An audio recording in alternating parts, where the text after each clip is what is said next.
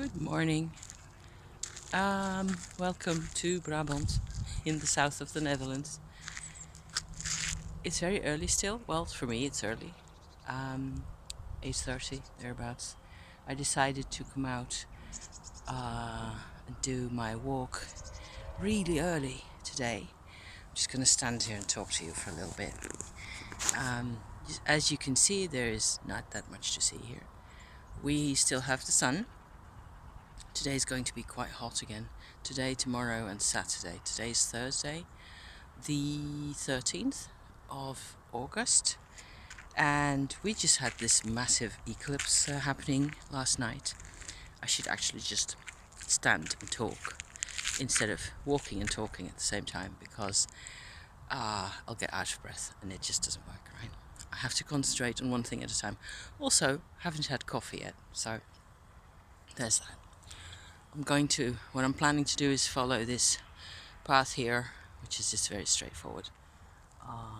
Behind goes a bit to that side over there behind those trees on a bit, and then to the canal, which maybe you have seen in a video of mine a few years ago, and then back along the canal that way to back home, and by the baker's get me some bread and possibly a croissant and maybe even a cup of coffee out there on a terrace somewhere.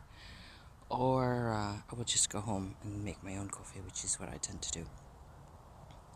So, this eclipse, boy, it was only a partial eclipse over here, but it was very visible, and we thankfully, by some lucky fortune, we got eclipse glasses from my husband. Got them from a client of his who had bought several too many. So she just gave two, away to him, and we used them, and it was just completely fabulous because we actually stood out in front of our house outside in the the little square, and there were a couple of other people who didn't have any eclipse glasses, so we shared them. We shared so that other people could see the sun disappearing behind the moon as well, and. So that was a complete first, and it was total fun. Everybody was very appreciative and grateful, that we shared our glasses, which is like yay. And other than that, I have been very busy doing all sorts of magic-y things during the day and yesterday, and I'm making another sort of a herbal pouch for a Goetia spirit. So that's been a whole hassle because I have, I think, 30 or so ingredients that go in from all sorts of walks of life. Mostly herbs, but herbs and spices, but also mushrooms and tiny crystals and other bits and pieces. So I wanted to also incorporate something from the actual eclipse. So I made a separate little sort of bowl with mugwort and Palo Santo and a couple of other things, which I burnt during the eclipse, and that is going to go into the pouch as well. So I make these pouches. I've talked about them occasionally on and off a couple of times this year because they're great fun to make, and they also are really medicinal, sort of supportive emotionally and vibrationally, energetically, powerful tools to keep on using. I am stunned at how much these things do for me. I've got a sort of a larger knitted container, I think it is knitwear, I don't know, where I have, I think, 5 now that are all together, 5 different spirits, sigils, from the Goetia, and planetary wheels and whatnot, all sorts of cool stuff. But it takes forever to compose and make, and you have to I did a video a couple of months ago where I reference Scott Cunningham's book on herbal magic plants in medicinal plants, but not magic plants, that book. So yeah, That's in the title, actually. That's where I go into it in a bit more detail, and he gives you planetary associations for each herb. So, for example, mugwort, and I think it has a moon association, and it maybe Venus as well. And it also has deities. Some of them have deities, not all of them. So I use those deities and blah blah blah, on and on.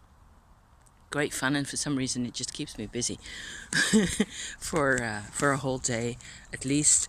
And I especially went out yesterday morning on a walk as well to pick rowan berries and leaves as well. And I gathered a few. You just need a couple, of each of those items, depending a bit on how strong you want that influence to be. Elder berries and leaves, and a couple of acorns and a hazelnut from my patch of sort of semi like this, woodsy growth places that are around here quite a bit, because it's the countryside. So that's very lovely. And to think I would have stayed in Amsterdam and I would never have gotten into any of this. Oh, it makes me very happy. And each of those spirits gives me something to work on. It's like each of them has a particular theme to them, of the Goetia spirits. And some of them I know rather well by now in my own version. Somebody else will have a different experience, It's just, all this is very personal and also very cool and very enjoyable. And it digs deep, It has, I suppose it's my path. I just make my path as I go along, like a little spider making her thread. So that's all I can do. So on other news, what have we done? Husband's still at his new job position, doing really well. Everything's going very well. Life is not that different, except for having a lot less stress, being appreciated a bit more, which is very nice. And all of us. So we notice that in our relationship as well. And it's still also very hot and very dry and very unusual summer for the Netherlands. We never have this long of, I think it's been 2.5 months or so that we have this kind of weather. It's like the south of Spain out here. I don't understand how this grass over here is actually green. Where am I pointing? Yes. So this whole grass here, they must have watered it. There's also like a sort of a little canal, or what used to be a stream, straight over here. It's very low. The water is actually rather low. Oh, there's reeds here. That's what's happening. So behind the reeds is actually a bit more water. Not that much. But they're doing a great job at blocking, stopping the water from running off too quickly, which is completely counter to what Dutch tradition tends to be, with what with us having always tons of rain here and being very flat and low countries, right, close to the seaside. The idea was always to get rid of as much water as much as possible, as quickly as possible. And now it's the opposite. It's very counterintuitive for a lot of people. The rivers are actually very low. The Rhine and the Maas and the other ones, are so low that they have to carefully dose how many container ships can go through, if at all, at one point. And they only can go like straight through the middle of the river and on a narrow lane like that. So you have to be much more careful than normal. Normally you have like oceans of water everywhere and boats can go anywhere. There's a lot of traffic on those rivers the whole time, That's the Netherlands for you. So this is a very unusual summer in all sorts of ways. And I must say, that's also why I wanted to come out and talk to you for a bit, after all the upheavals we've had. It really is very nice that it's August now. I had my birthday last week. It was great fun. And Went out for a nice Italian meal and so on and so forth. Husband and I went to a museum to look at some art and some paintings. It was fabulous. And I'm generally starting to feel like all we've done and all we've learned and all we've worked is coming to a place where you can actually sort of start to figure out what it is, what the bigger picture is for yourself, and what it feels like, and it's starting to relax a little more. And you can still, get some sunshine, be outside as much as possible. And I don't think I've hoovered my house in a couple of weeks.